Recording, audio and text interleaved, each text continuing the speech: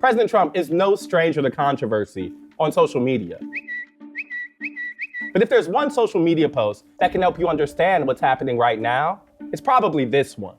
He who saves the country does not violate any law. It's been attributed to Napoleon. No champion of democracy or the rule of law. What guardrails are going to be standing when the president actually does something that is not okay? But the idea that the president is above the law isn't just some random assertion.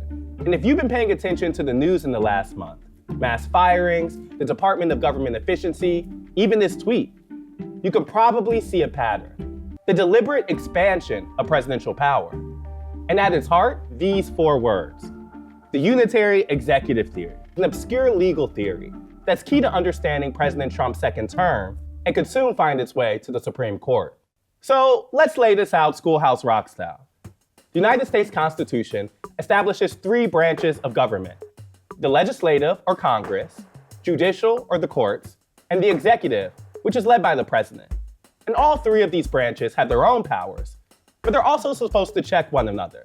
And a core tenet of American government has been that idea of checks and balances. The founders, having just fought a revolution against a king, did not want to create a new one.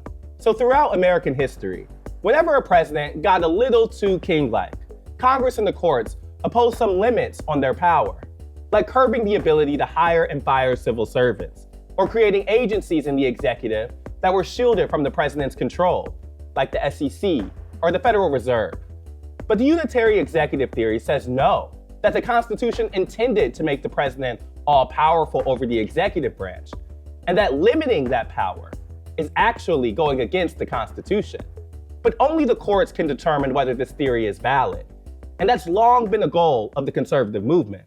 It's part of a project that starts in the Reagan administration. It's taken a long time for this to really accelerate. How central is this theory to understanding Trump's actions? Should we see his moves over the last couple weeks as deliberate? Oh, he is for sure setting up test cases. He knows exactly what he's doing.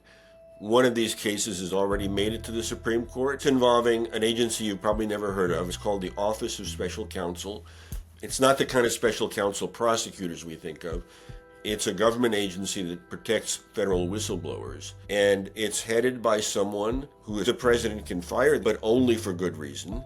And you could see why Congress might want to protect from political influence someone whose job it is to protect whistleblowers. Because without that kind of protection, the job is meaningless. Nonetheless, the Trump administration fired the official in a 1 or 2 line email. He sues, and it's already sitting at the Supreme Court. What happened in this case? So President Trump sustained a short-term loss. The court said that it wouldn't immediately intervene. It would let this official continue to have his job, but it's a provisional ruling. They're going to get back to the larger issue in the case in a more deliberate fashion. And even in the face of this setback for Trump, his chances that the court is going to go along with the larger project of a unitary executive are very good. Recently, President Trump signed another executive order, this one declaring control over those independent agencies Congress had created. And with dozens of lawsuits already in place, there will be plenty more opportunities for this issue to come up at the Supreme Court, which by all accounts is exactly what the White House wants. Conservatives are intentionally picking a legal fight they think they can win.